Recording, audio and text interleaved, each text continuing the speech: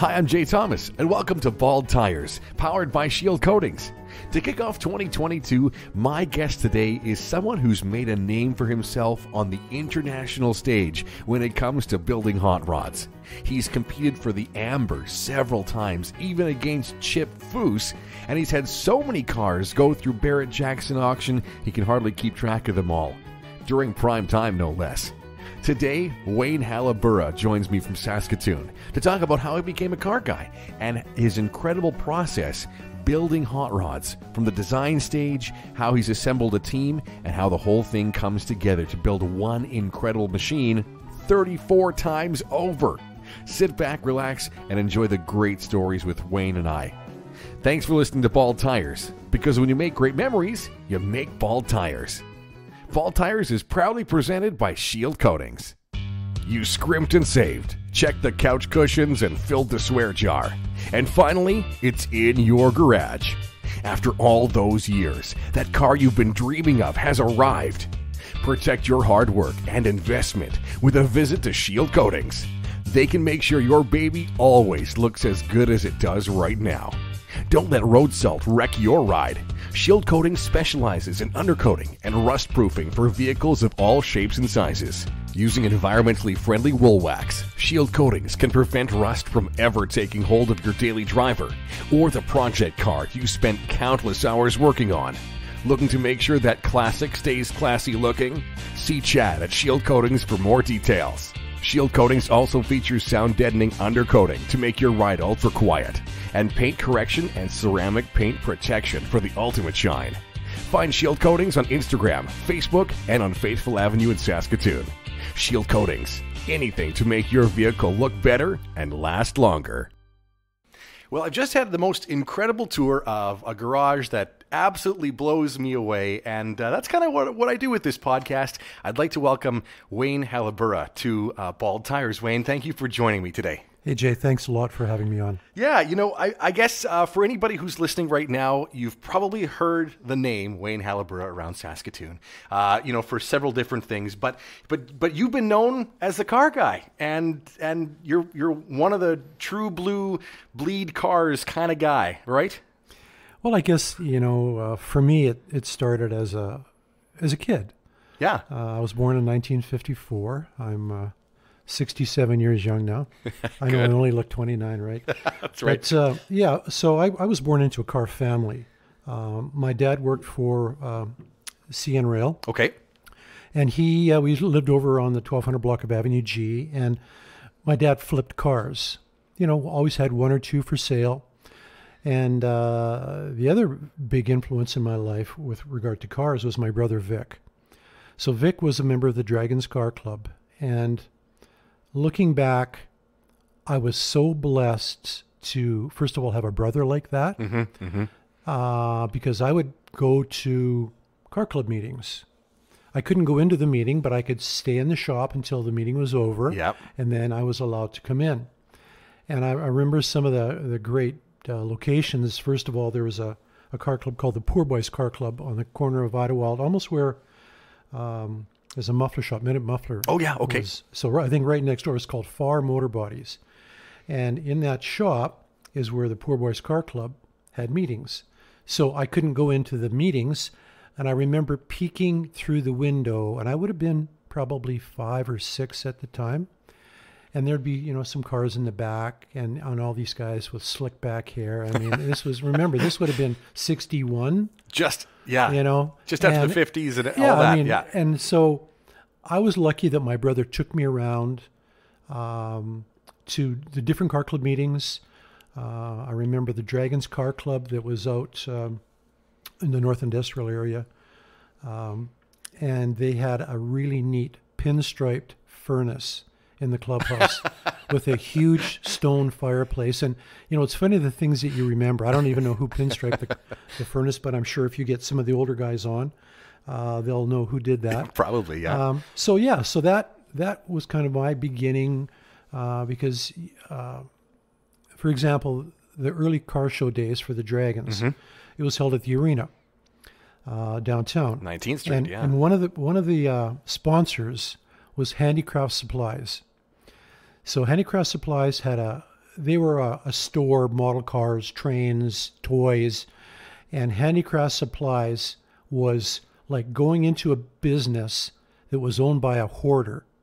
The aisles were literally 2 feet narrow, and the ceiling was stacked from floor to ceiling with inventory. And it was owned by Mr. Ignatoff. And it was just a fantastic place to go because it was like you would walk around the aisles and you'd see model car kits stacked, and you'd go into the back and there'd be train sets. And it was just, skateboards. Just if there was a current toy, that store had it. So they sponsored the car show. Okay, cool. And so, of course, 2 or 3 days before the show, all of these toys would show up at our house for display at the car show. And there was slot cars. I remember my brother would set a slot car set up in the living room, and I'd be playing with the slot car sets. And it was like the greatest thing growing up as a kid. Totally. And then, of course, going to the car show and seeing the cars. And it was just, I was so fortunate to have my brother Vic, because he is really the reason why I have the love of cars that I do to this day. So how much older is Vic? Vic is 13 years older. Okay, yeah. So he's in his early 80s. You'd never know it. And he's not in cars anymore, but he's into golfing. But Vic was a hell of a car builder. I think the first car that I remember that Vic had was a 37 Lincoln Zephyr Coupe. And I'll show you a photo of it later on my phone. But the car was 2 different colors. At one time it was green, but it had this crazy black and red tuck and roll interior. Oh, neat. That is just out of this world. And I believe it had either a Cadillac or a Buick nailhead motor in it, with multiple carburation, chrome reverse wheels. And that car was just, I could lay in the trunk and close the trunk, and I could actually, it was like having a bedroom, like a little cave, because the trunk was so big on that car. And of course, everything was chromed. I think the dash was chromed, and it had 4 more gauges that you would have ever needed. There was back in the day where you'd have, really only need 4.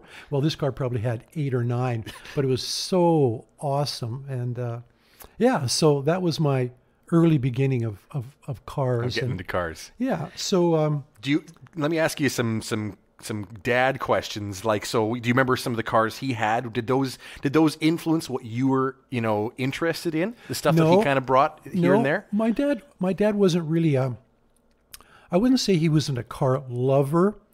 I remember a lot of the shoebox 49 to 51 Fords. Oh, yeah, yep. And one thing I do remember, it's a car story, but he had bought this 56 Olds camper conversion, if you can imagine.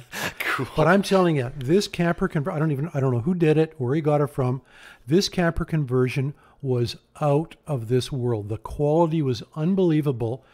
And of course, you could just imagine it would have a bunk bed above the roof of the car. Then the whole back was gone, and it was built, very professionally. And I remember he would take us on fishing trips and camping. And I still remember going up through PA and coming through. We'd leave after supper, and by the time you get up there, the lights are dark, and the lights going through town, flashing off the chrome in the dash. And I'm in my pajamas. I was probably maybe 9 or 8 at the time. Cool. And it was just such a cool car that I still remember that to this day. So my brother would be able to probably tell you more details of what it was. But that's one that I do remember. And I also do remember him having a 64 Comet station wagon, black with red interior. And I'll tell you a little bit of a story about that later on. But I guess that's a couple of cars that my dad had. Tell me about your first car. Your first car, not your first hot rod project car, your first car you drove. Okay. I lived at 1236 Avenue G North, and second house from the corner. And there's an old gentleman at the corner beside us who had a blue Volkswagen van. I don't even know how many windows were in it, and it was just, and it sat there for years and years and years. And so one day and he was a friendly old gentleman. And I said to him, would you consider selling that van to me? And, kind of back and forth. And I ended up buying that van. So at the time, I didn't have any mechanical ability, but I don't even know how we got it running. But that was my main vehicle for a number of years. Cool. And I ended up moving to Estevan, Saskatchewan, working for Morabini Hitachi. And that was my vehicle. And I remember this is back in the hippie days. And I picked up every hitchhiker from Saskatoon to Estevan. Keeping in mind, it started out with 2 of us, and I think we had about 8 in there, plus my buddy's 750 Honda in the back of the van. So that was my trip to Estevan, and that's my recollection of my first vehicle. Really? Yeah. Oh, that's phenomenal. Yeah. Oh, that's great. You know what? It's time for the Shield Coatings question of the day, and this one is related to what we were just talking about, but tell me about the first time you put a dent in a car. Dad's car, yours, something like that. I don't... Oh, I'll tell you a story. It wasn't about a dent in a car. So my dad, my mom passed away when I was young. My dad got remarried, and he had this 64 black Comet station wagon in the garage. So there was another vehicle that he was driving, and they would go out to Humboldt on the weekend quite often with my stepmom. Mm-hmm. So I would have been about 14 at the time. And so me and my brother were my stepbrother were the only 2 guys at the house, and we didn't hang out together because he was a little older than me. Yeah. So as soon as he left, it was a Friday night or Saturday night, I knew where the keys were. So my buddies and I would load up in that thing and go roaring around town. And I remember coming underneath the Victoria Bridge, and it seemed like I was doing 100, but I was probably only doing 30 or whatever. But I was going fast enough that the hubcaps blew off the riverside of the car in this sideways drift. And we got a car full of people, and it's like, you could hear this noise, this rattle, rattle, rattle, like, what the hell? Pull over, and it's dark out. And I walk around the car, and shit, the hubcaps are gone on the one side of the car.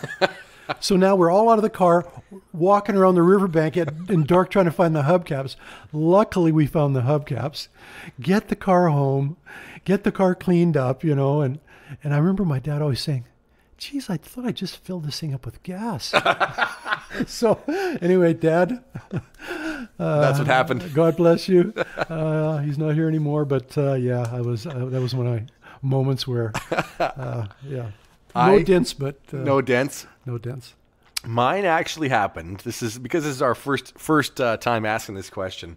I'll answer it too. Mine actually happened. I was with my dad, and I remember we had a spot at a lake called Lac La Pêche, which is just north of Blaine Lake, and we had a little tent trailer on a site, and we just kind of go there in the summer, and instead of trolling the trailer around, we just would kind of go to the same spot. And we had we had towed the thing up there, and the hitch was still on the car. In the back, we had a 99 Taurus station wagon, forest green. And I think I probably had my learner's license. And I always was dying to drive. Like, I want to drive. So I remember when I was 15, I got my license, my learner's. The first day I was 15, I went to SGI and got my license. And I think I drove right out of the parking lot at SGI. But anyways, we were camping away, and I don't know, needed something. So we drove back into Blaine Lake. And I drove, of course. And I'm always begging my dad to drive. And we went to leave this little store, this corner store. They're still around there, really good cinnamon buns. But anyways, I am looking, go to back up, bang! What? And my dad just hits the roof. And he's a guy who's really quite calm most of the time. He's not really that excitable, but he jumped pretty far. And we got out and looked, and there was a pole behind the car. And we had kind of not noticed it when we had parked, but I'd backed up far enough. Hit the pole, but thank my lucky stars, the hitch saved me. The ball, I managed somehow, like the pole was only 4 inches wide, and I managed to line that car up without seeing it because it was too short. And all I did was smack the ball at the hitch. So I didn't even didn't damage the car. There might have been one little scratch, but like I was so lucky. Yeah, that was my first dent in a car. It's not my last, but yeah, that's for sure. When I was a kid, I couldn't wait. Like everything I wanted to do was about cars. You know, I wanted to drive so bad. I wanted just, you know, if it was playing, I was playing with cars. I had one of those little pedal cars, you know, like of course I had a bicycle, but I always wanted to ride the pedal car around because it was a car, not a bike. And it was everything cars. I wanted to drive as soon as I could, everything like that. When you were a kid, would you say you were the same? Were you just dying for that license? No, I started out, I guess my car career started out building model cars. Oh, cool. And I was super, super, super involved in model cars. There was a guy in our neighborhood by the name of Doug Ferguson. Doug was a few years older than me, and Doug was beyond a master model builder. He would, you know, take cars and wire the motors and make the pistons go up and down. And this was like super advanced for its time. And I remember when the funny cars and dragsters came out, I built a lot of those models. And I remember spraying them with lacquer and then color sanding them with toothpaste. You know, because you put all the decals on and then you'd clear these things and then you'd sand them and then polish them. So I spent probably a good 3 years honing my model car building skills.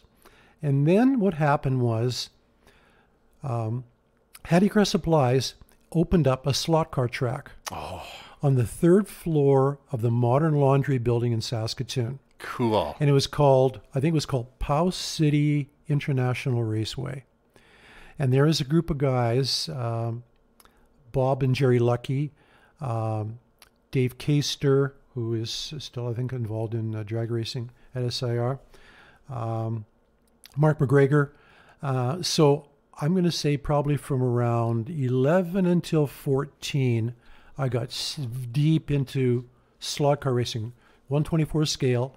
And this is back in the day where you could either buy a car and just run around the track. But this was a big track. These were like 140 feet long, 8 lanes, high power. And now you bought components. You could buy an armature and some magnets and different types of tires and gears. And then you'd make your chassis out of piano wire. And I remember Bob Lucky, till this day, he's still a big slot car racing guy at my age. And he was so good at building these chassis. So I think looking back at my model building skills, as well as my slot car building skills, kind of set the stage for me. Fast forward when I really got into building my first vehicle. That's right. Because the number is, you've built how many hot rods? 34. 34 hot rods. Number, and not insignificant cars. We'll get into a few of those in a minute. But you had told me when we kind of first started this evening that you're kind of one of those attention to detail guys, and I certainly find myself in that category too. So I think that personality trait with the experience you had, that is what it shows in the stuff that you've built. Put it that way, Well, thank you. So I guess when I started building, I was working at the racetrack in the summer with Les Howard. I think the track opened up in 1966. Saskatchewan International Raceway. Yep. Les Howard, whose parents had one of the drive-ins, was the force behind the racetrack. So I remember going out there to my first race with my brother in the back of his early 60s bubble top. And he raced it. And I think he won that night.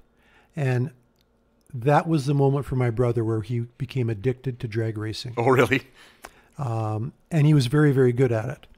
So that exposed me, being at the track, to a wide variety of race cars. I mean, in the heyday of SIR, I can remember some of the top fuel guys coming up from Southern California, Jeb Al and Papillon, Wheeler Dealer, Bubble Up Funny Car, Gordy Bond, and of course Ken Ox was out at the truck.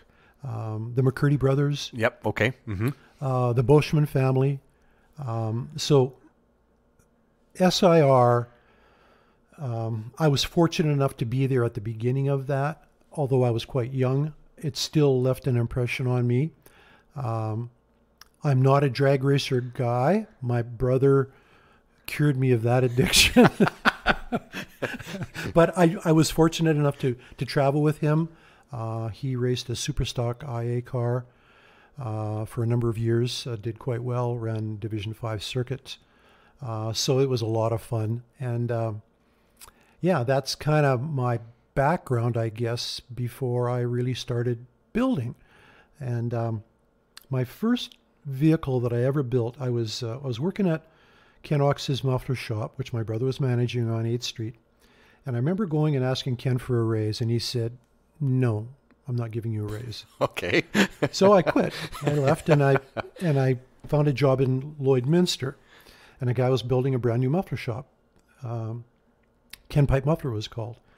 The guy's name was Jim Reinhardt that approached me, and so I moved to Lloydminster, opened up the shop for him, and at the time I had a 65 Chevy GMC pickup. So while I was up there, I ended up building this truck. So for me, that was my first kind of semi-complete build. Yep. You know, it was body work and paint and a motor swap and wheels and tires, and I built a little wooden camper built out of shakes at the back, and had Dale Edigoffer upholster my seat. There's not much to it on those trucks. And, you know, I had some chroming done by Provincial Plating. And so that was my first real, I guess you could call it, build. Mm-hmm, mm-hmm. And I stayed up there for about almost 2 years, I guess. And then I moved back to Saskatoon, and I got a job with CP Rail. My brother was working for CN, and my brother had two jobs pretty much most of the time. He was working for CN, and he worked for Mindy Landa over at Landa Auto Body. Oh, okay. And he was a wheel alignment guy. Yeah. So he worked the midnight shift as a railroad worker, and then he would work at Landa's. Holy. And my brother was building a 57 Chevy at the time. And then he was approached by Dominion Motors to go racing. So he had a very good reputation. I think he was the stock eliminator for a year or so, and they approached him to maybe come and have a Shelby race car. So anyway, you should probably get Vic on this, because he would be able to tell a lot of good stories. So I'll just leave that at that point. And so I ended up moving back to Saskatoon, and Vic, I ended up opening a speed shop up, bought it from Ken Ox. So that was called Midwest High Performance Center on 644 Broadway Avenue, and Vic changed the name to Action Auto Center. So I was working on the railroad, Vic had the speed shop. Now keep in mind, that was in the heyday of speed parts. Yeah. Like literally. We used to buy trailer loads of Krager SS wheels, Formula One tires, Rocket Racing, a semi-trailer load of product for the season. You can imagine that was a lot of product. Yeah, no kidding. And, you know, N5015s, 15 by 10s. I mean, you had 6 sizes and you covered everybody. They're all multi-fit That's wheels. right, yeah. So I would work part-time for my brother while I was a railroad worker, because you had a lot of time off. And so I ended up getting into a second location with him. So I opened up over on Circle Drive. Mm-hmm. And that was the time where I had also started to get into building a hot rod. I bought a local guy's 32 Tudor sedan that was a started project. And when I went to look at it, I remember Rick Davis in town, who used to have Gibson Photo on Broadway. Mm-hmm. He had a little Model A pickup, and that was my first kind of hot rod friend, I guess. And he said, "Well, you should come and look at this 32." And I'll tell you, Jay, I didn't even know what a 32 Ford was. Yeah. You could have a lineup of cars, and I wouldn't been able to pick it up. But when I went over there, I fell in love with the car. And so I bought it, and then I became deeply immersed in 32s. So I built that car, drove the wheels off of it, took it down to some runs in the States. Cool. And out of Western Canada. And from there on, it just kind of really grew for me. I ended up building about a car a year. Holy. So what I would do was, with the speed shop, we always had to get parts. So the freight was quite expensive. So what I would do is I had an enclosed trailer. I would order a bunch of stuff from Southern California. Yep. I would drive down. My brother would sometimes be racing, sometimes not. And then we would fill the trailer up with parts. And I'd usually throw a chassis in, buy a bunch of my hot rod parts. And I would also tour the shops when I was there. So I would go to all the shops. Oh, man. TCI was just starting. My customer number with TCI is 54. I'm an early guy there. So I would go to, like shops like Moon, TCI, Chuck Lombardo's California Hot Rods. And everybody was just open. Hey, where are you from? Come on in. We'll show you what's going on.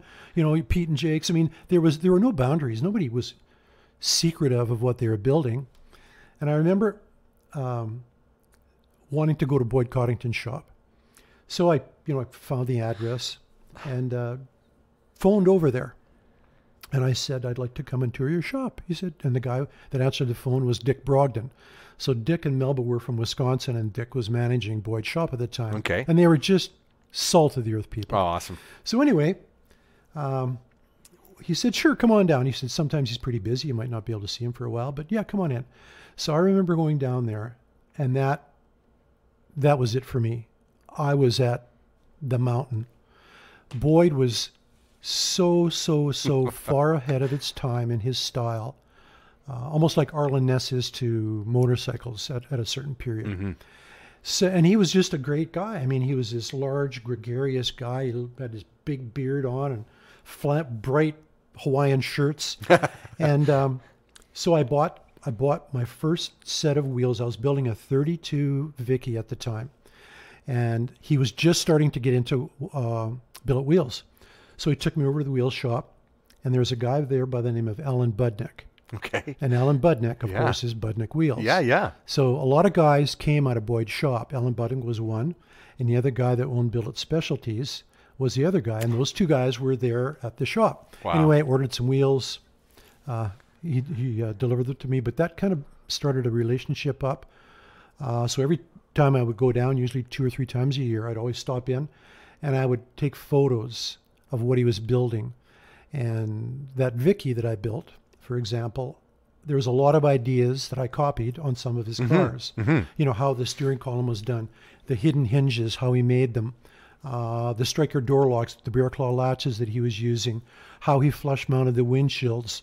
I studied top chops, hood sides. A lot of cars, the hood sides were louvered on the older cars. Right, well, yeah. On hot rods, they smooth out the sides. So just a lot of different things, how he mounted his exhaust systems, what he used for rear ends and suspension components and brake cylinders. So I gained a lot of information by just touring these shops. Yeah. And so that kind of got me down the road through that smoothie period, I'll call it. Yep. I think I built, half a dozen cars in that time frame. And once you go through one of those shops, cars are built differently. First of all, they don't have snow. They don't have any gravel roads. Okay? Yeah. It's not like Saskatchewan. No, and the roads are nice there too. Yeah. So anyway, so now they're detailing the underside of the cars. You crawl underneath the car and you think, Jesus, I got to do that. Well, for me, I didn't think of the practicality of it. And that was probably something that was just never done here. Yeah, right? Yeah, you never Nobody really did saw that. a lot of that. No. I mean, on a full-blown show car, yeah, you'd see it. Right. So for me, I kept on wanting to improve the quality of my cars. And I just kept on wanting to get better and better and better and more detail. And it got to the point where it really consumed me. To the point where I thought, okay, I want to see if I can compete on a larger stage. So I ended up deciding I was going to build a car for the Amber. And I met a guy, man. actually a couple of guys, Bill Bourbonnais and Maurice Cahill. Bill and Maurice were big onto the show car circuit, the ICA show car circuit. They had built a number of substantial cars. And I went out and met them. And these two guys were like they were from Mars. Like the fabrication skills were, I mean, they didn't buy anything. They made it. They made it. And this is really before the days of computer programmed CNC machines. Yeah, that's right. Yeah. 3D printers, CAD CAM. This was before that. Build it by hand. Yeah. So I ended up, they said, hey, well, what do you want to build?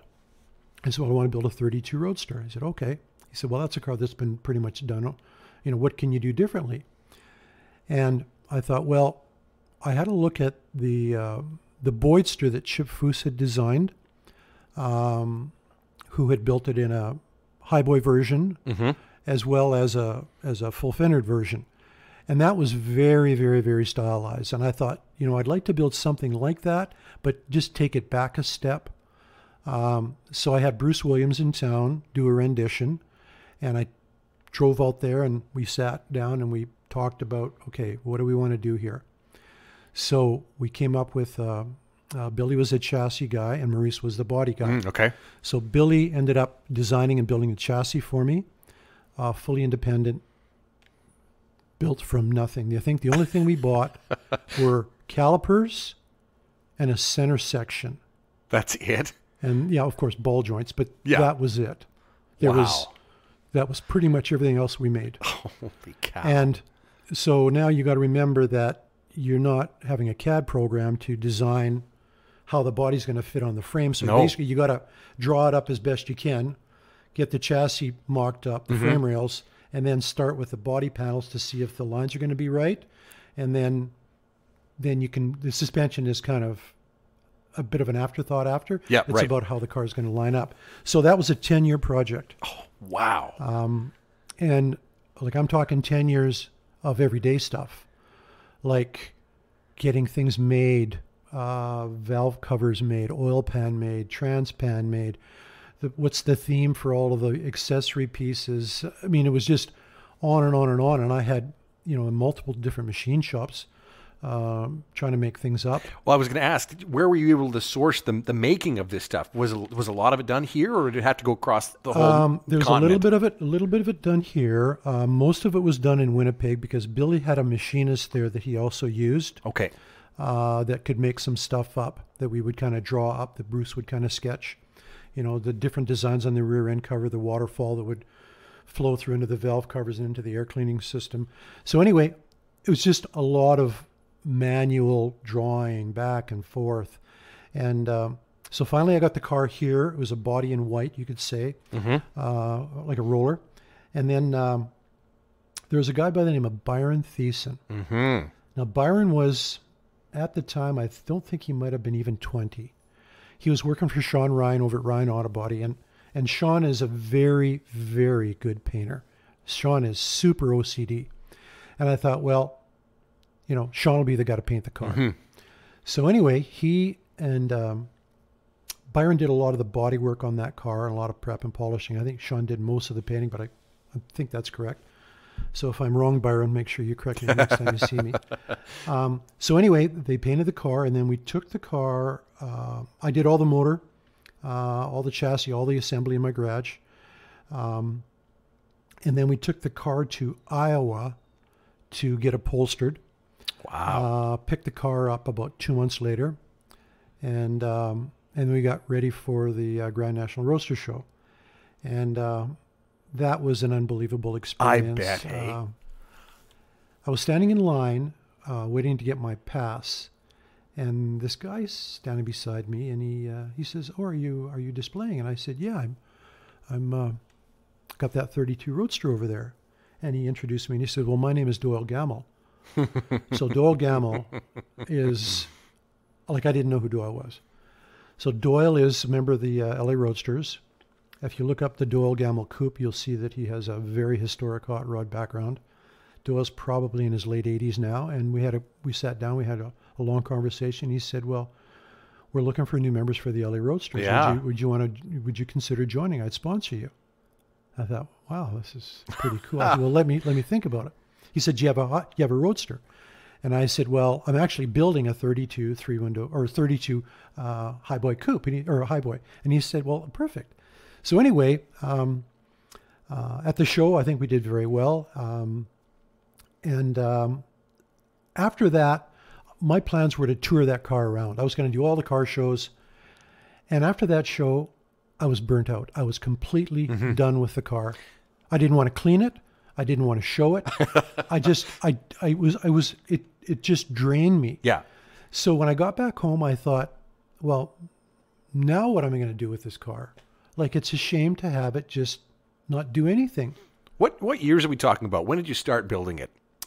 Okay, so I think 2014, 2015 was, no, that's too early. 2012. 2012 you started to build it. Yeah, so I think 2002 was when I began the car. Oh, okay. And then 2012 is kind of when the car... Everything went through, right. So anyway, with that car, it was a work of art. It was, people say, well, why would you build something like that? Well, here's the thing. There are horses that are made to jump. And that's all they do is jump. Yep. And they travel in an airplane around the world and jump. And can you ride the horse? Yeah, you could, but that's not what it was meant for. So when you compete at these levels, that car is not meant to be driven. Could it be? For sure it could be. But that's not the purpose of the car. The car was meant to compete. The car was meant to be an automotive work of art. I was just going to ask you all about this. That's what it is, right? Yeah, totally. Yeah. I was just going to ask you, did you ever drive it? Did it ever move under its own power? Oh, yeah. No. The car was completely drivable. But the thing is, you got to remember, the rotors were chromed. So, like, we had Teflon brake pads in there because you didn't want to mark because you got points for all this stuff, right? So, was it a drivable car? In reality, you could make it drivable, but you'd have to change some things. Right. Okay. Gotcha. So, anyway, the car sat in my garage for about 7 months. And then I thought, well, I wanted to build a house, and I couldn't afford to have this car. I thought, well, I'm going to turn that into some cash. I can put it towards my build. Sure. And so anyway, I decided to go to Barret Jackson, Las Vegas, and watch an auction. I'd never been to one before. So I registered to bid, and I sat there throughout the whole auction, and I watched the process because you hear all the stories. Yeah. They don't give the car enough time. They shorted the car. They did, anyway. So I sat there, and I watched the whole auction. And after the auction, I walked around the back of the ring because I had a bidder's pass, and Craig Jackson was walking down the hall. And I said, excuse me, sir. I said, I'm considering consigning a car to your auction. I said, who would I talk to? And he said, I want you to call this guy. He gave me his number. He said, I want you to call Gary Bennett. He's our VP of consignment. He says, give him a few weeks because it takes time for these auctions to wind down. I said, great. So anyway, I remember, I think it was about a month later, it would have been that was in September. I think I called him around the middle to the end of October. And I said, hey, Gary, I've got a car that you might be interested in selling. I said, I'm going to be taking it to an auction to sell, and I'd like to send you some photos of it. He said, okay, yeah, send me some shots. Okay. So I immediately emailed him about 8 shots of the car. And within 10 seconds, he calls me. He said, Wayne, I know the car. I saw the car at the Amber. He said, I would be honored to sell that car for you. Wow. And I remember him saying one thing that really rung the bell for me. Because I said to him, why should I consign it with you as opposed to somebody else? He said, Wayne, there will be nobody on planet Earth that will not know about that car. And I thought, okay. That did it for you. Yeah. So anyway, he and I struck up a great friendship to this day. And I became partners with his wife, selling and buying cars, Barret Jackson. So anyway, it turned out to be a great story. The cars sold, did quite well. And I ended up buying this lot that we're living on and building a house. And the car, actually, I'll tell you where the car went. The car is owned by... Before you get to that, would you mind sharing with me how it did at the Amber? Yeah, it did very well at the Amber. The deal with the Amber is you go on stage. I think there's 10 finalists. Yep. So you're on stage, and when you compete for the Amber, you're not competing with anybody else. You're only competing with those 10 people. Mm-hmm. So they choose who's going to be in that group 10. of 10. Yep. Okay. So anyway, you all go up on stage, and the thing is, you don't want to win an award. As soon as you win an award, you're out. Because it ticks down to, best interior, best paint, best body, best this, best that. Yes. I see. So anyway, by elimination, I get what you're saying. So anyway, you're standing there, and you got Chip Foose, and you got, Jesus, and he's just an average guy too. Yeah. We all get up and put our pants on the same way. It's just everybody has different skill sets, right? So anyway, we're going down and down, and all of a sudden, he wins an award for something, and I thought, okay, well, that means he's out. And then it's going, and then I win an award. It's like, shit, I'm out too. So then we each won a few awards. But so anyway, I did very well there, and it was one of the years that I thought that I never had any preconceived notions of winning. You just go there and you take it in and enjoy it. And what do they say in drag racing? Run once you bring and hope you bring enough.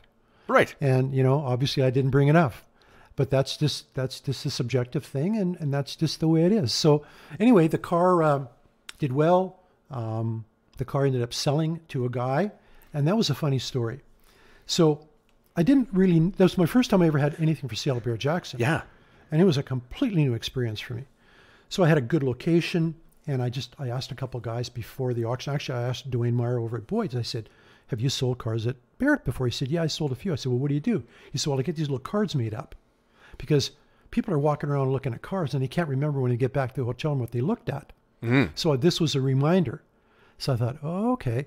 So I had these little cards made up, and I'll actually give you one before you leave tonight. Oh, awesome. And so it had, all the details on the car. And I stood by that car for a week, handing out those cards. And this one guy came by. There are two guys in particular. One guy owned the Ferrari dealership in Los Gatos. And he came by at least 15 times. And he said, I'm buying that car.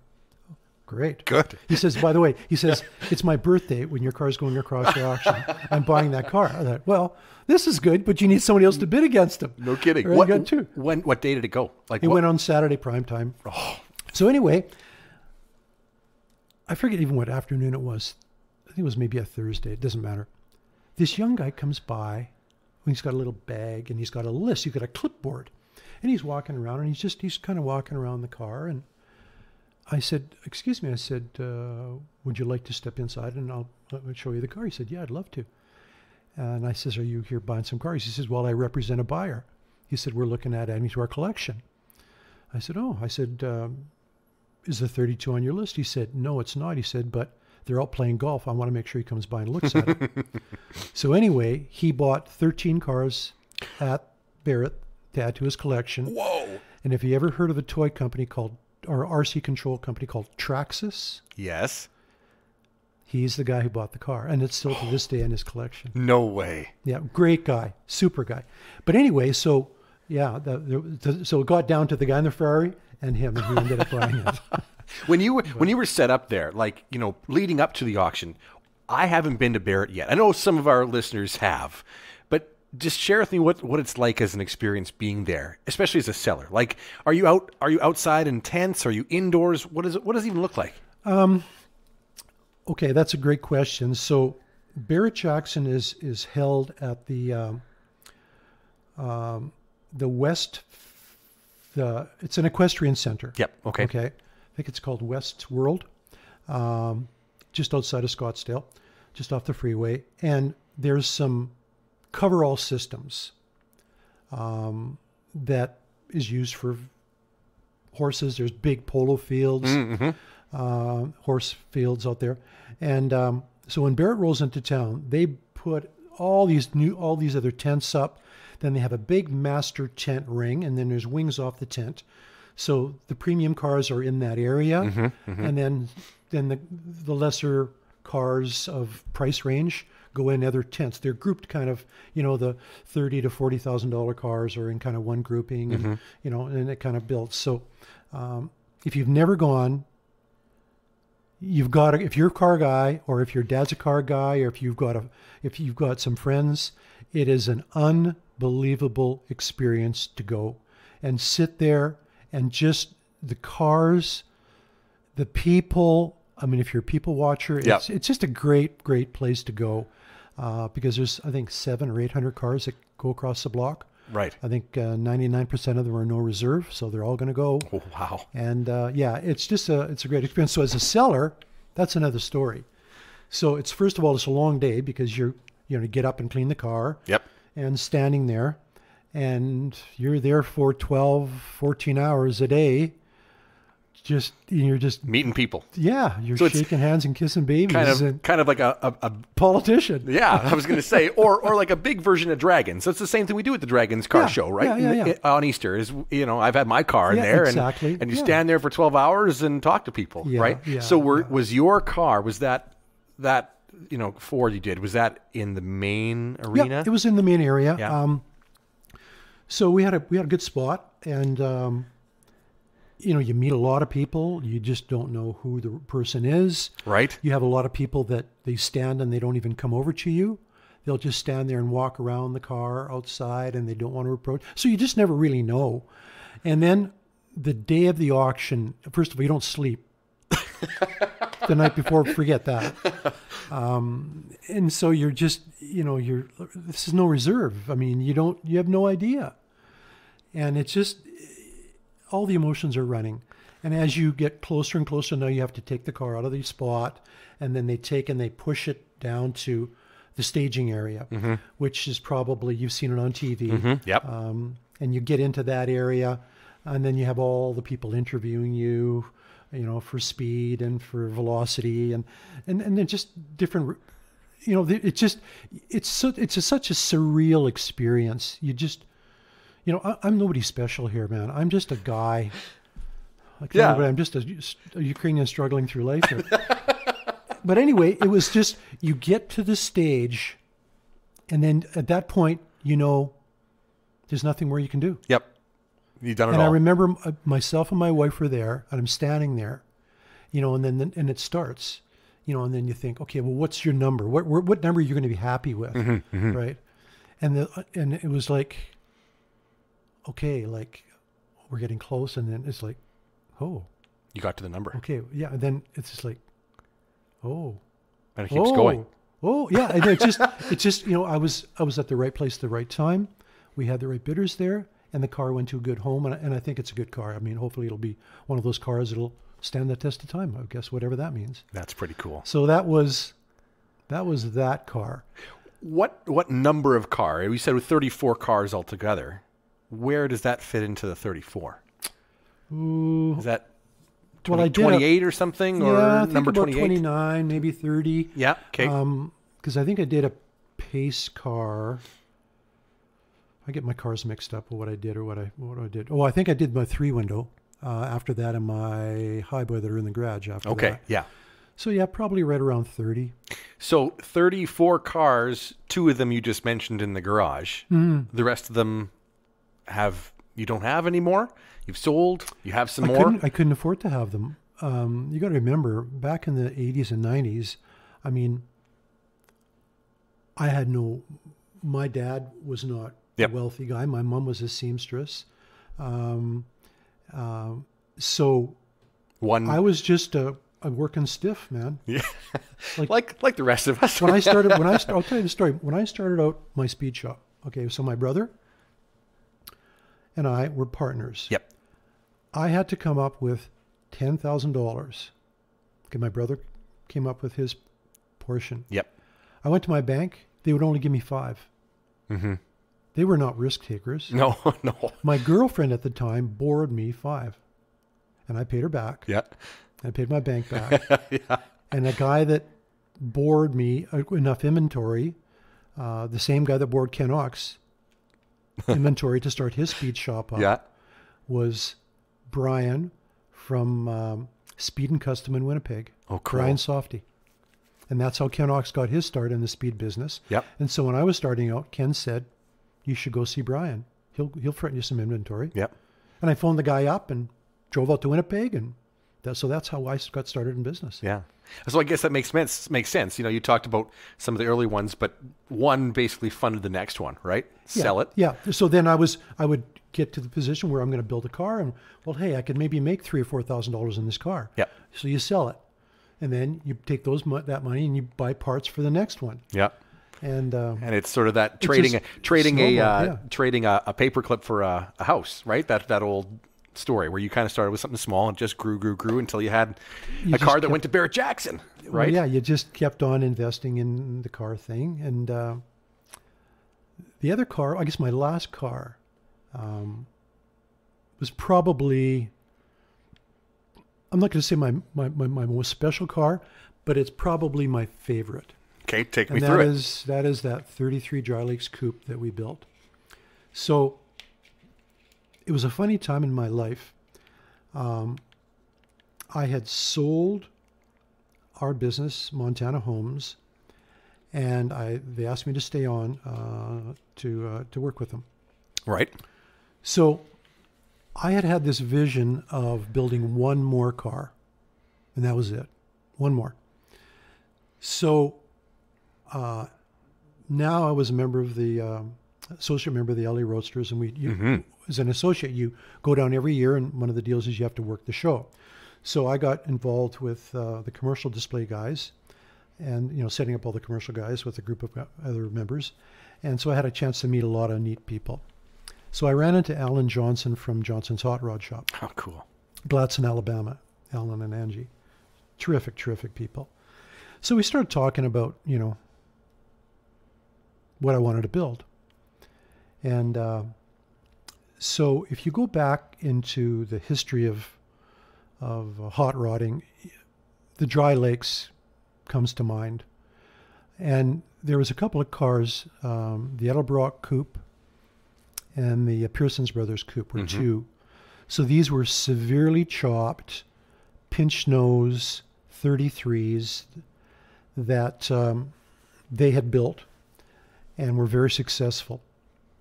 And that car always struck a chord with me. If you were upstairs, you saw the model sitting on the table. Yep. And so I was scrolling through for sale ads on the internet. And I came across a guy by the name of Hollywood Hot Rods, Troy Ladd. Troy built some fantastic cars, Amber winners, just a great individual. And he had on his website this 32 Highboy with the rendition, and it said available. I thought, maybe somebody ran out of gas. Yeah. Right. Yeah. Things change in people's lives. That's right. Yeah. Because I didn't really want to start from square one. So I phoned him up and he said, no. And he said, hey, thanks for calling. He said, but that car is just a rendition. We're trying to find a client so we could build it for him. I said, okay. Okay. I said, who did the rendition? And he said, Eric Black, E Black Design. So I Googled Eric, got a hold of him, and struck up a conversation. And I said, Eric, here's what I'm thinking of building. And so he got engaged with the project, as well as Bruce Williams. And Eric, it was probably 6 months of drawings between Eric and Alan to come up with the look of the car, what the car is going to look like. So now this is now of the age of CAD machines, 3D printers, 5-axis Haas. Yeah. So now remember, we're building a retro-looking car here, something that looked like it came out of the late 40s, early 50s, right after World War II. Yeah, yeah. And it's going to have a flathead motor, because it has to, for that period. Exactly. But everything else has got to be kind of period looking, I guess. So Alan started working with drawings, and there was a guy by the name of Bob Helen out of Assiniboia that had a 33 three-window coupe. It was an old-timey hot rod. Mm-hmm. And Bobby wanted to build a new shop.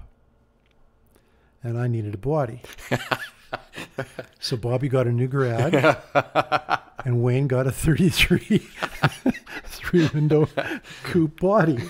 So Bobby, if you're listening, the project would not have happened if it wasn't for Bob. So thanks, Bob. So anyway, that's where that car started. And at one point, I had 5 machine shops in North America making parts for that car at once. And again, Byron is without a doubt, Byron Thiessen of Creative Concepts is without a doubt the most talented individual I have ever met. Yeah. His metalworking skills, his fabrication skills, his painting skills are beyond what you could ever imagine. I've seen stuff, you know, and it does absolutely blow your mind. Yeah. When you go to the shop, there's no sign out front. There's no hours. It's just a metal building. Mm-hmm. And inside is elves, 4 of them working on some of the most outrageous projects you will ever imagine. Yep. And so I was very fortunate to have Byron build that car. And he basically built everything except from the belt line up, and even from the belt line up, there wasn't much left. And then also remember, this is in a course of approximately 15 months. Wow. So if you're talking building a significant car in the U.S., that coupe that I looked at as a project just got finished. And that's over 10 years now. Wow. So Byron he gets at it, he gets it done. So it was when I said earlier, it was an interesting time in my life. You know, I'm still working for a large corporation now. Yeah. And not for myself anymore. And now I'm trying to build this significant car. Yeah. And so as it got started, we had previously done a charity build called Snake Bit for the Children's Hospital. And that was really my introduction to seeing what Byron skills could do. Hell of a truck. 2014 Street Truck of the Year. Yep. All the magazines. Yeah, great. Snake Bit made its way back to... Made its way back to Prince Albert, Saskatchewan. Right? Yeah. Gord Broda of Broda Construction he's got it in his collection. Generously bought the truck, and it's in his collection now. Gord's on my hit list to get onto this podcast too. Okay. So well, he's, hopefully I'll get to meet him sometime as well. But yeah, he's got a great collection. He's a certified car guy as well. Yeah. Big time.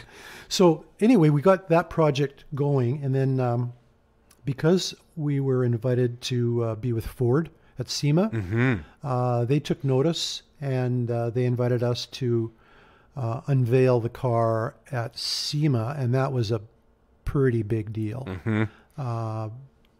Biggest deal I've ever been involved with. So the car, I remember the car getting finished at 11:30 in the morning. We loaded the car up immediately after and jumped in the truck and trailer and drove straight to Vegas, nonstop. And this is in the end of October, and the roads can be awful shitty. It was luckily they were fine. Yeah. And that was just an unbelievable experience. That was just beyond. So we also took, when you go to SEMA, you never ever think you're ever going to win anything, because you just, there's the cars of the world are there. I mean, you've got every major builder in North America at that show. And so we were fortunate to win the Ford Excellence of Design Award by Ford. We won McGuire's Award. We won the Good Guys Award, Gold Award. And that's just, like, you're just, like, how can this happen? How could this ever happen to us? Cool. So it was just, I'm so fortunate to be able to have an idea and get people like Byron, like Bruce Williams, like Alan Johnson, Curtis, who made our wheels, Eric from Piggy's Rod Shop did a lot of machining for us. Small little machine shop out in Osler. You know, it gives opportunity for these guys to really showcase their talents.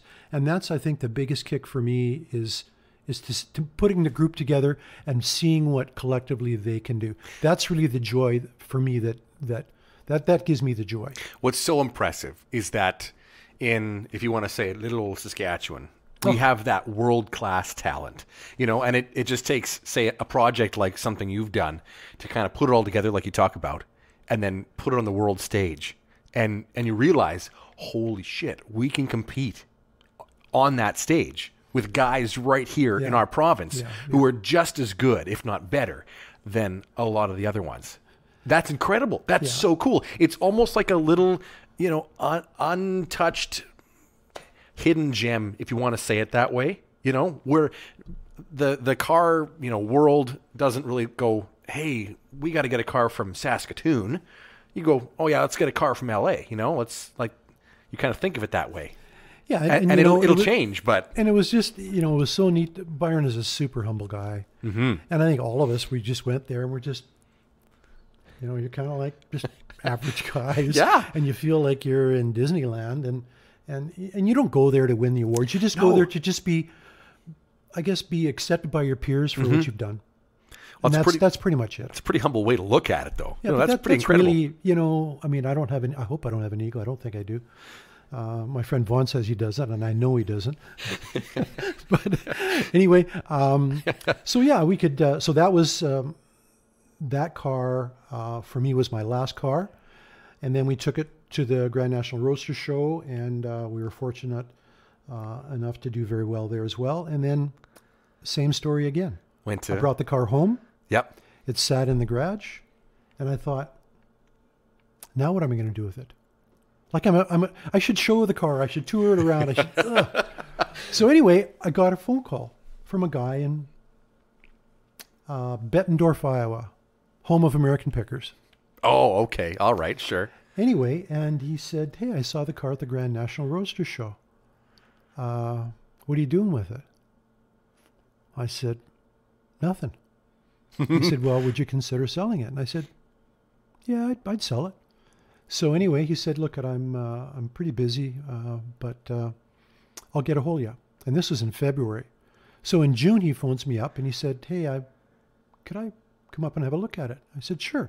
He said, well, I'll book a flight. And next thing you know, he shows up here, and great guy. And now the car's in Bettendorf, Idaho. It left with him then. Yeah. Well, cool. we actually had a friend of mine take it down to him. Oh, pretty cool. But so that was the last car that I built. And the two that are in your shop, why are those the two that stuck? Oh, gosh. Because you built both of them, but you built so many other ones. And so why are those two the ones that you... I think the thing about those two cars is they're drivable. They're usable. Okay. They're not overly built. You know, you could take them down any road. I took them out where you drive around, go where you want to go. The other cars, they were built for a different purpose. Okay. Yep. If you know what I mean. Yep. Like we talked about before, they're built as automotive art. Yep. Whereas, so you've got what are the years of these two up here? There's a 3-window. Yeah, there's a 32 Highboy 3-window. Yep. Or sorry, a 32 Highboy Roadster. Yep. And then there's a 32 full-fendered 3-window coupe. Oh, 32s. So 32s cool. are the love of my life. That's them, hey? Yeah, the 32 Highboy is my version of in the peak of a flathead, that would be the car. You know, it's got an Eddie Meyer 2-pot intake, Eddie Meyer heads, 276 Merc crank. It's just a fun car to drive. It's not a lot of horsepower. It's just got a neat rumpy sound. They idle like a little teapot. They don't get hot. And it's got the look. Well, it looks it's great. It's just nasty. It's a nasty looking car. Put it this way. Last summer, you had it on 8th Street for Cruise Weekend, for Show and Shine Weekend, you know. Yeah. And I didn't know who it belonged to, but I took an awful lot of pictures of it on my phone. Oh, well, thanks, Dave. Yeah. They're both amazing. They're both really cool. All the custom work is just is just so neat. Like, I have a question. I think I know the answer, but you're obviously a custom guy, because I get people on this podcast who are car nuts, like, you know, like me, like you. But like, I would put myself into the category. I like original stuff as my true love. Yep. I love cars, and I certainly appreciate the stuff you do, because it is absolutely out of this world. And the custom thing takes certain talent, absolutely. But have you ever done just a restoration? Has that ever been part of what you've done? Oh, for sure. Yeah, you bet. So when I had the OK Tires store, I bought a '69 pace car convertible. Oh, numbers cool. matching car out of New York. And I remember getting the photos, buying it on the internet. The guy said, "Oh yeah, it's New York act. Fresh paint, it's beautiful. You know, the car's so strong. You know, it's beautiful." Anyway, I got a shitty New York accent. Anyway, and the car's just been painted, so I get it delivered to Minot, North Dakota. I get it home and I strip the car. It's not good enough for me. It's not good so enough. Anyway, I stripped that car.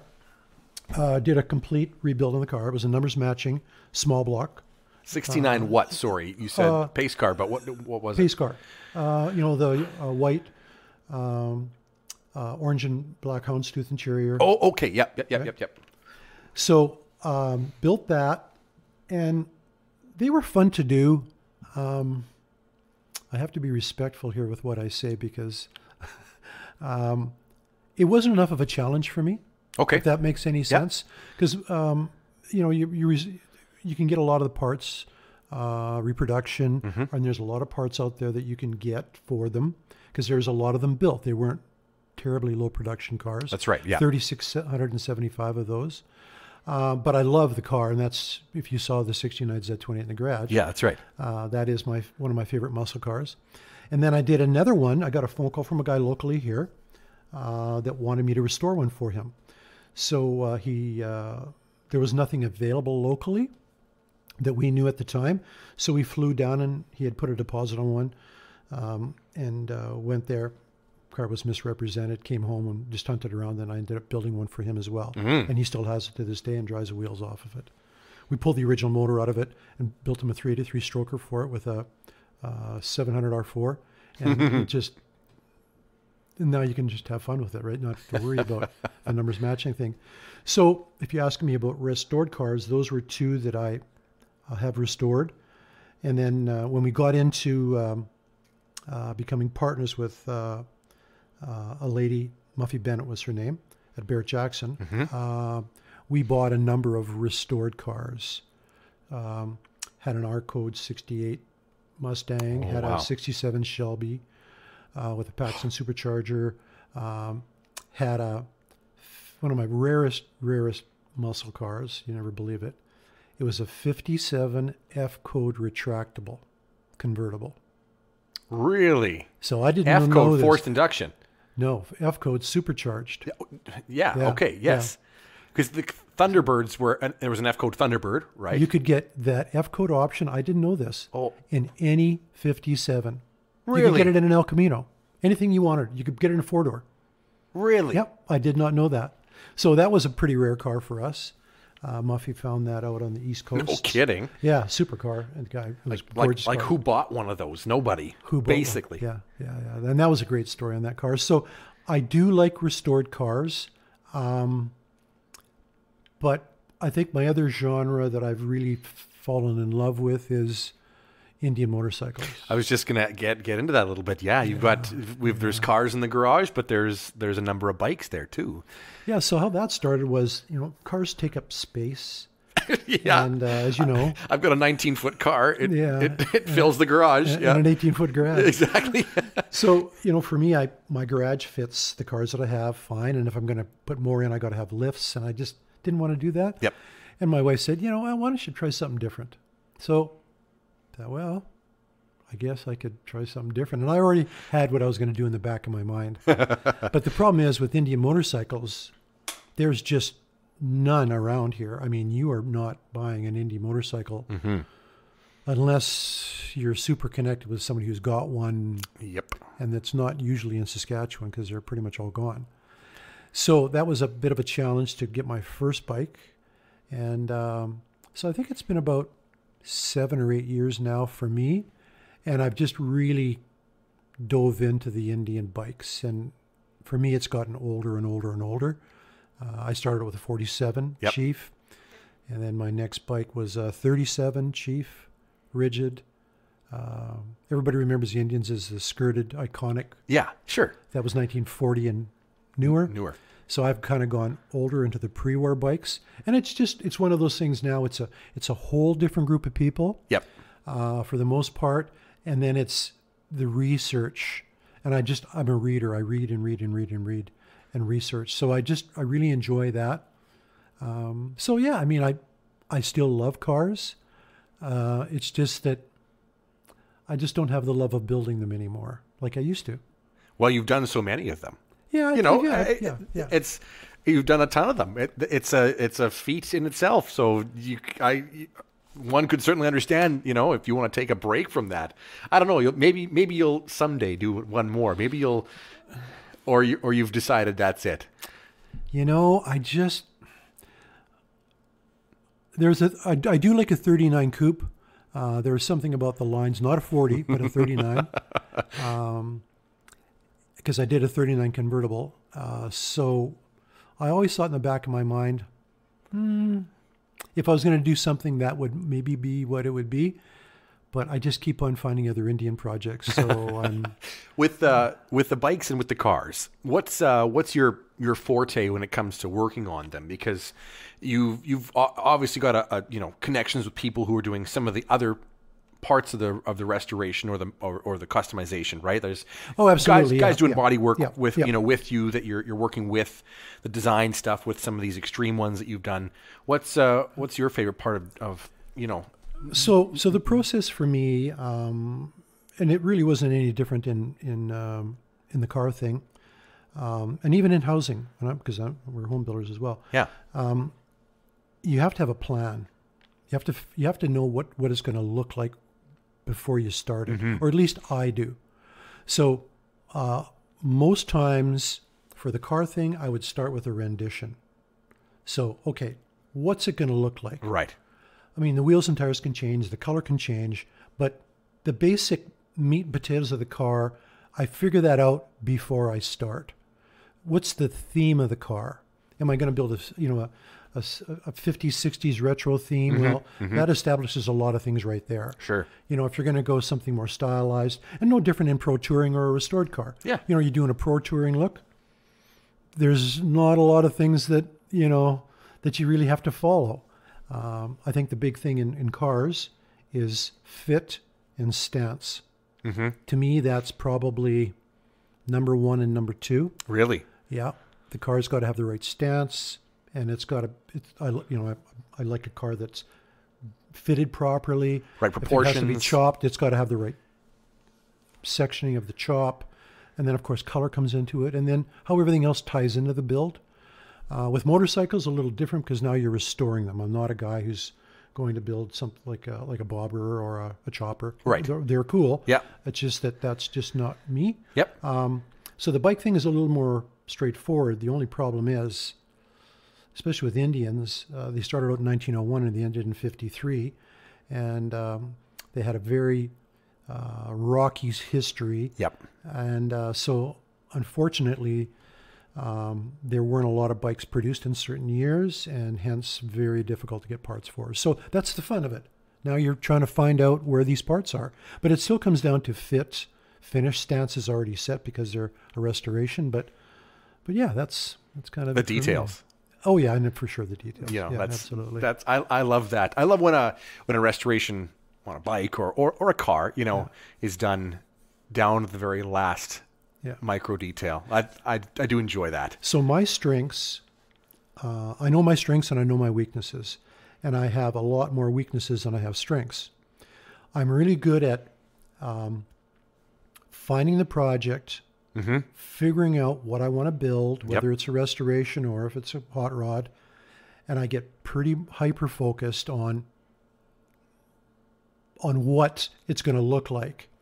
And then I've got a good connection for sourcing pieces if I have to get them made.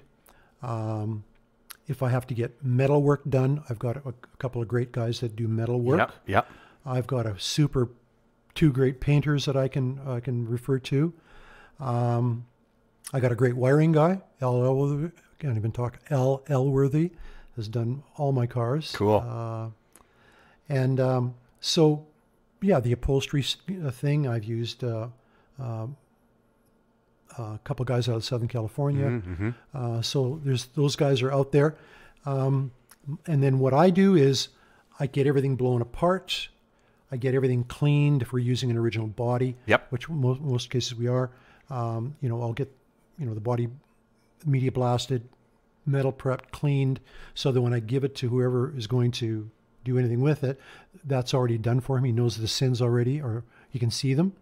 And then I've got a good plating company that we use. And as far as the motors go, I pretty much do all the motors. Orly, who used to work for me, used to do my motors, he and I together. And Orly was a phenomenal guy. He's a Red Deer Speed custom now in Red Deer. So that was nice back in the day to have Orly around. So I guess. And then final assembly. Is you? Always me. Yeah. So you're turning a lot of wrenches. Oh no, right? For sure, all the time. Like you're doing all that stuff, right? Yeah, and then blasting, media blasting on the bikes. I mean, I do all that stuff. That's all yourself. I just basically just get a guy that do all my machine work on the motor. Yep. And I got a guy that does some metal work and some paint, and that's pretty phenomenal. Yeah. So it's fun, and it's for me now. It's manageable. Mm-hmm. I don't have to bend down. The bike's on a lift, right? Yeah. My back is so screwed.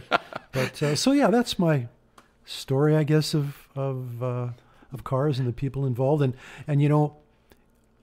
I think it's very important to give thanks and credit to people that help you on projects. Yep. And my painter is Rob Nowakowski. Mm-hmm. Robbie is just a phenomenal painter over at Midwest Midel. Yep. He's done all my bikes. Cool. Probably 90% of my car stuff. Byron's done 2 of them. And then Byron for metal fabrication. Nobody better. Jesse out there as well. Those guys are just phenomenal. Elworthy, like I said, for wiring. Mm-hmm. And then local machine shops, Precise Automotive, I use locally here for my machine work, whether it's motorcycles or my engines. And you try to just let those guys do their thing. Chroming his house is silver in Winnipeg. Cool. So those are my guys. Those are my connections. And then I just kind of fill in the pieces. There is one guy I want to mention that I just forgot about. Oh, sure, yeah. Neil Ramsey. Okay. Neil Ramsey, for most of you who are listening to the podcast, was a big part of building a number of my cars and doing the body work for many, many, many years. And Neil is a very good friend of mine, and I want to make sure that I never forgot about Neil, because I just about did. But Neil probably did half of those cars, if not more, the body work on them. And he is a phenomenally talented individual. So Neil, sorry, I just about forgot about you, but I didn't, because Donna would kill me if I forgot about it. Anyway. Well, Wayne, this has been phenomenal having you on the podcast. Thank you for joining me. This has been great, sharing all the stories and everything, and I hope we'll see some of your cars out on the road, this summer, maybe here and there, sure. right? Yeah, or some motorcycles for sure. Yeah, we'll see that too, right? You bet. And the other thing I want to just mention quickly is, when I mentioned my brother was a member of the Dragons Car Club, I know that the Dragons haven't had car shows. It's been tough for them with COVID, but that is a club that I think this is the 60th anniversary, is it? That's right. Not? Yep, it is. Coming up here, and I believe they're going to be having a show. I just want to make sure that everybody recognizes what the Dragons Car Club has done for this community, for Camp Easter Seal, and for all those kids. They have just tirelessly over the years, every year until COVID hit, have always had their car show, and that is their primary fundraiser. So I just want to say thanks to all the Dragons members, and hope to see you at the car show in 2022, I guess. Yeah, that's right. I'm really hoping. Yeah. I'm really hoping that it happens. Cross our fingers that it's gonna, that everything's gonna stick the way it does. And I do have one more plug. Sure, go for it. Pegasus. Yes, I was going to ask you about this. Yeah, we forgot about Pegasus, but anyway, I was fortunate enough to be co-chairman again with Vaughn Wyatt and the same group of guys that was involved in the Snake Pit project. It's been an unbelievable experience. With COVID, you think You think of adversity and how we're going to get around this. And the group of people that I have been fortunate to be involved with on this project is simply unbelievable. So now the car has been at SEMA. It was very well received there. It was in the Ford booth again for the whole week.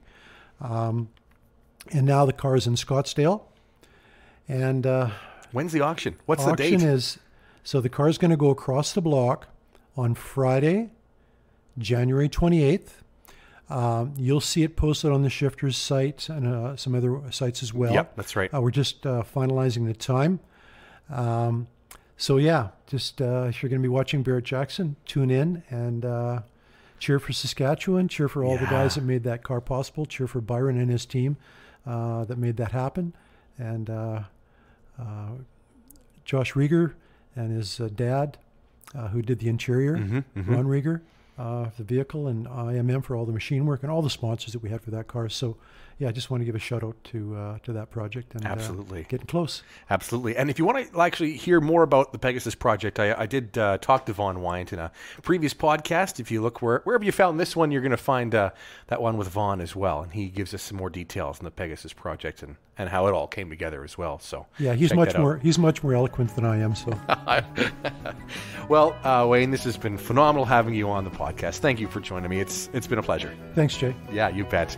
Wayne Halabura, my guest today. Thank you for listening to Bald Tires, presented by Shield Coatings. We really appreciate you joining us. We're going to bring you as much as we can in 2022. Thanks for listening to Bald Tires, because when you make great memories, you make Bald Tires.